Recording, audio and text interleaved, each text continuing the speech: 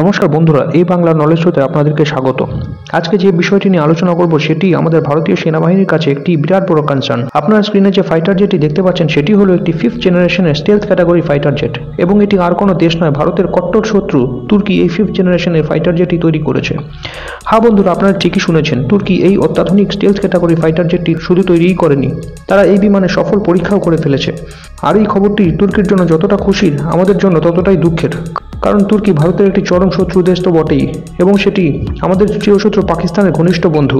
আর তুর্কির মতো একটি ছোট ইকোনমির দেশ মাত্র কয়েক বছরের মধ্যে এই স্টেলথ ক্যাটাগরি ফাইটার জেটটি তৈরি করে তার সফল পরীক্ষা করে ফেলেছে এবং সারা দুনিয়ার কাছে তা ডিসপ্লে করেছে।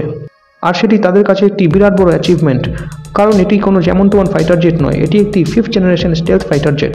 কিন্তু তুর্কি যখন তাদের এই কান স্টেলথ ফাইটার জেটটি তৈরি করা শুরু করে, তার অনেক বছর আগে ভারত স্বদেশী স্টেলথ ফাইটার জেট অ্যামকার উপর কাজ করা শুরু করে, কিন্তু আজও পর্যন্ত আমাদের বিজ্ঞানীরা এই অ্যামকা তৈরি করে উঠতে পারেনি। আর সেটি আমাদের কাছে একটি বিরাট বড় কনসার্ন, কারণ তুর্কির এই স্টেলথ ফাইটার জেট ডিরেক্টলি আমাদের ভারতীয় বায়ুসেনার সঙ্গে টক্কর দিতে আসবে। কিভাবে, এ বিষয়ে আমি বিস্তারিতভাবে আলোচনা করব। তুর্কি তাদের এই 5th generation stealth fighter জেটটির mass production করতে চায়, এবং তাদের প্ল্যান হলো প্রতি বছর 25টি করে এই স্টেলথ যুদ্ধবিমান তৈরি করা। কিন্তু এই যুদ্ধবিমান তৈরি করতে বিপুল পরিমাণ অর্থের প্রয়োজন, আর তুর্কির ইকোনমি এই মুহূর্তে চরম দুরবস্থার মধ্যে দিয়ে যাচ্ছে। আর সেই জন্য তুর্কি তার যত বন্ধু রাষ্ট্র আছে, যেমন পাকিস্তান, আজারবাইজান এবং আরও অন্যান্য অনেক ছোট ছোট দেশ, তাদেরকে এই স্টেলথ ফাইটার জেটের প্রোগ্রামে সামিল করেছে, যাতে ওই দেশগুলির কাছ থেকে অর্থ জোগাড় করে এই ফাইটার জেটের প্রোডাকশন লাইন তৈরি করা যায়, এবং তারপর এই স্টেলথ ফাইটার জেট ওই দেশগুলির কাছে বিক্রি করা হবে, আর তাতে তুর্কির বিলিয়ন বিলিয়ন ডলার লাভ হবে। তো বন্ধুরা, আপনারা হয়তো ভাবছেন যে পাকিস্তানের ইকোনমি তো অলরেডি ধসে পড়েছে, সেখানকার মানুষ দুবেলার খাবার জোগাড় করতে মারামারি করছে, তাহলে তারা তুর্কির এই ultra advance category stealth fighter jet কিভাবে কিনবে? তো বন্ধুরা, আপনাদেরকে বলে রাখি যে পাকিস্তানের সেনাবাহিনী যুদ্ধাস্ত্র কেনার ক্ষেত্রে তাদের কাছে কখনো পয়সার অভাব হয় না। তা সে জনগণকে লুটেই হোক বা যে কোনো মূল্যেই হোক, তারা যুদ্ধাস্ত্র কেনার জন্য পয়সা জোগাড় ঠিক করে ফেলে। আর এটি তো তুর্কির একটি আলট্রা অ্যাডভান্স ক্যাটাগরির স্টেলথ ফাইটার জেট, এটি কেনার জন্য তারা পাকিস্তানকে বেচে দিতে দুবার ভাববে না। আর এই ফাইটার জেটের প্রোগ্রামে পাকিস্তান, আজারবাইজান এবং আরও অন্যান্য ছোট ছোট দেশ সামিল হলে, ওই দেশগুলি তুর্কির কাছ থেকে এই ফাইটার জেট কিনলে পৃথিবীর আরও অনেক দেশ তুর্কির কাছ থেকে এই যুদ্ধবিমান কিনবে। আর এতে তুর্কির বিলিয়ন বিলিয়ন ডলার লাভ তো হবেই, তার পাশাপাশি তুর্কি সারা পৃথিবীর যুদ্ধাস্ত্রের মার্কেটে একটি বিরাট বড় জায়গা দখল করবে, কারণ এই মুহূর্তে 5th জেনারেশনের স্টেলথ ক্যাটাগরি ফাইটার জেট বলতে সারা পৃথিবী আমেরিকান F-35ই জানে।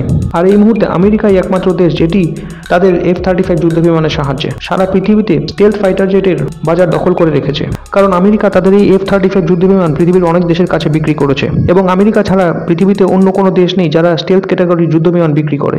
আরও যেটা বলা হচ্ছে যে তুর্কির এই stealth fighter jet American F-35 এর তুলনায় দামে অনেক কম হবে। আর যে দেশগুলি অল্প দামে স্টেলথ ফাইটার জেট কিনতে চায়, অর্থাৎ যে দেশগুলির বিপুল পরিমাণ অর্থ ব্যয় করে আমেরিকান F-35 কেনার ক্ষমতা নেই, সেই দেশগুলি তুর্কির কাছ থেকে এই কান স্টেলথ ফাইটার জেট কিনবে। আরও যেটা বলা হচ্ছে, তুর্কি তাদের স্টেলথ ফাইটার জেট তৈরি করে সবার প্রথমে যে দেশগুলির কাছে বিক্রি করবে তা হলো পাকিস্তান এবং আজারবাইজান। আর এটি বলার অপেক্ষা রাখে না যে পাকিস্তানের হাতে এই স্টেলথ ফাইটার জেট আসলে তারা ভারতীয় বায়ুসেনার বিরুদ্ধে এয়ার ডমিনেন্স করবে, এবং ভারত পাকিস্তান সীমান্তে পাকিস্তানের উৎপাত আরও বাড়বে, কারণ এই মুহূর্তে ভারতীয় বায়ুসেনা একটি বিরাট বড় ক্রাইসিসের মধ্য দিয়ে যাচ্ছে। সেটি হলো ভারতীয় বায়ুসেনার কাছে ফাইটার জেটের স্কোয়াড্রন প্রয়োজনের তুলনায় অনেক কম, কারণ পুরনো ফাইটার জেটের স্কোয়াড্রন বিপুল সংখ্যায় রিটায়ার হচ্ছে, আর সেই গ্যাপ পূরণ করার জন্য নতুন ফাইটার জেট কেনা হচ্ছে না। আর সেখানে পাকিস্তানের কাছে তুর্কির এই স্টেলথ ফাইটার জেট আসলে তা আমাদের ভারতীয় বায়ুসেনার কাছে একটি বিরাট বড় চ্যালেঞ্জ হবে, কারণ ভারতের কাছে যে রাফাল জেট রয়েছে তা স্টেলথ ক্যাটাগরির নয়। আর এই রাফাল জেটের সাহায্যে 5th জেনারেশনের স্টেলথ ক্যাটাগরি ফাইটার জেটকে কাউন্টার করা খুব মুশকিল। আর ঠিক সেই কারণে এই মুহূর্তে আমাদের স্বদেশী স্টেলথ ফাইটার জেট অ্যামকার প্রজেক্টের উপর খুব দ্রুত যুদ্ধকালীন পরিস্থিতিতে কাজ করে এই বিমানটিকে তৈরি করে আমাদের বায়ুসেনাতে সামিল করা উচিত। আর তা না হলে আপাতত কাজ চালানোর জন্য আমেরিকার কাছ থেকে কয়েকটি F-35 যুদ্ধবিমান কিনে নেওয়া উচিত পাকিস্তানকে কাউন্টার করার জন্য, কারণ এই মুহূর্তে তুর্কির এই কান স্টেলথ ফাইটার জেটকে একমাত্র আমেরিকার F-35ই কাউন্টার করতে পারে। কারণ আরও যেটা বলা হচ্ছে, তুর্কির এই কান স্টেলথ ফাইটার জেট পৃথিবীর আরও অন্যান্য দেশের কাছে যে স্টেলথ ফাইটার জেট রয়েছে, যেমন রাশিয়ার Su-57 এবং চায়নার J-20, সেগুলোর থেকে অনেক বেটার হবে।